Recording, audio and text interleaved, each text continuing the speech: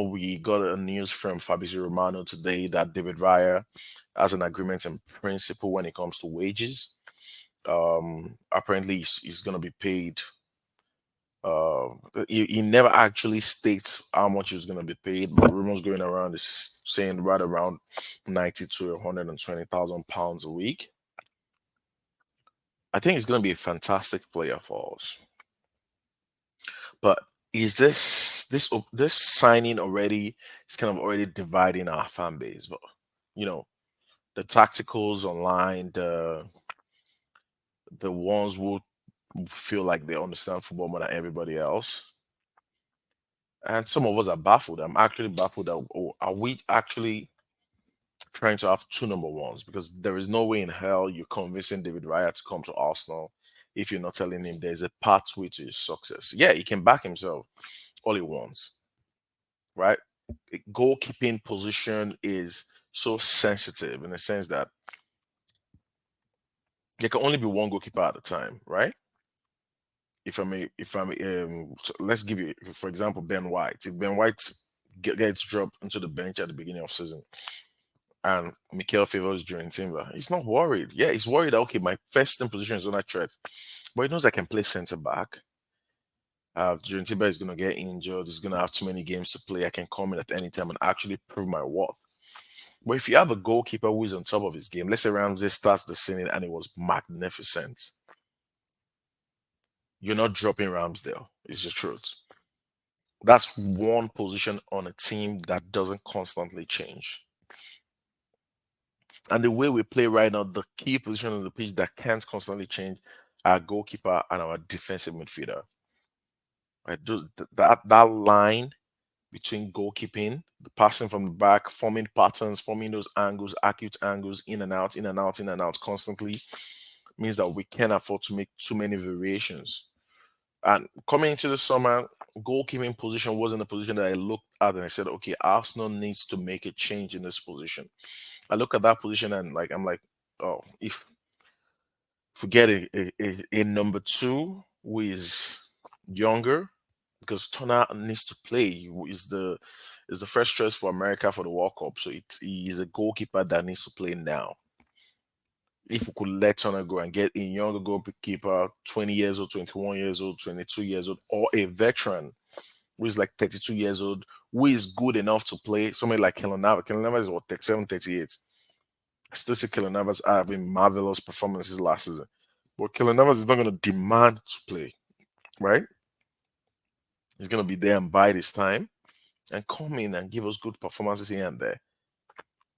But it's atypical in football to see one and two in terms of the goalkeeping position this strong. I think we're going for David Raya because it's an opportunistic signing in the sense that we're going to get him for a cut price, right? It's valued at 40 million pounds by Brentford. They rejected 25 million, rising to 30 million from Tottenham earlier in the season. But we're getting a player who is at the prime of his career, is at an age whereby you should have a degree of consistency. And all the metrics shows that this guy is an amazing goalkeeper and elite passer of the ball, right? But compared to Ramsey, you're seeing some skewness in the data, but also Ramsey plays with a 5'10", 5'11" forward line with nobody particularly strong at area ability. So there's some limitation when it comes to how we play based on the personnel we have, right? You can lump the ball up to Ivan Tony. I watched Ivan Tony play against Manchester City with Ruben Diaz Laporte, and like mighty tall, strong centre backs. Two players go against Ivan Tony, he wins the ball. He wins the ball 50% of the time. And that I watch Ivan Tony bully William Saliba. No player throughout the season was able to bully William Saliba. So that is a special footballer in the air. He's probably the best in the air in the league when it comes to winning area balls. Incredible footballer. He can play on his own. He can play with another player. He's technically good enough. He should be playing for a bigger team. But that is by the way. Let's just keep going through the news. Um, Charlie Patino is back at Arsenal. As you can see from the images, he's finally back at Arsenal and he's on the kids. I think we're trying to sell him, put a clause, either a buyback clause of 15 to 20 million pounds in his contract, or we put a percentage clause, that sell on clause, so whenever he's sold, we get a percentage, a large chunk of the fee, or a combination of both. But he's a player who I would have loved to be given a chance in Arsenal. We're moving to a stage right now whereby it's gonna be hard for any youth player coming through to feature in our squad. Look at that smile. Look at that smile, eh? From Declan Rice and Kai Havertz. That smile, that joy of playing for the Arsenal. It's beautiful. It's beautiful. Yeah? If you're out there and you're looking for a team to support, a beautiful team, an incredible football team, come. It's the Arsenal, man. Never miss that. Some clips on Twitter of Raya's passing. That was magnificent. Magnificent passing ability. Long balls, especially his long balls. His long balls are like that of a quarterback. They are just incredible. He's really, really elite on the ball. Look at that.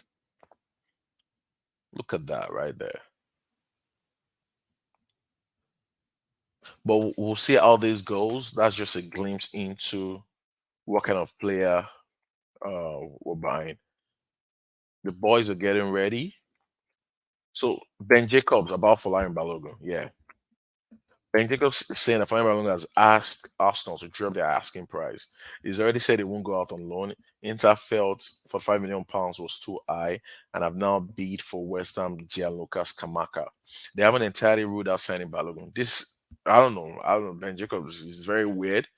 I don't know if it's that trustworthy when it comes to Arsenal news. How can you tell us that Balogun is asking us not to drop his asking price? What is the- This guy just went for £72 million to Manchester United after scoring 9 league goals in Syria. You're talking about a guy who banged in 22 goals whilst on loan in the French league. We should be getting £50 million. It's strikers. Where are the strikers out there? They are not available, right? £45 million is not too high for Folarin Balogun. We would rather wait, in my opinion, wait for him to be down to 1 year on his contract and still get 25 million pounds for him if you can still go out alone. He doesn't have a choice. You have an obligation. You signed a contract. And you can't hold us to ransom because you still have 2 years on your deal. So the ideal situation for me would be that Edin Ketia goes out on a sale and we get to give Folarin Balogun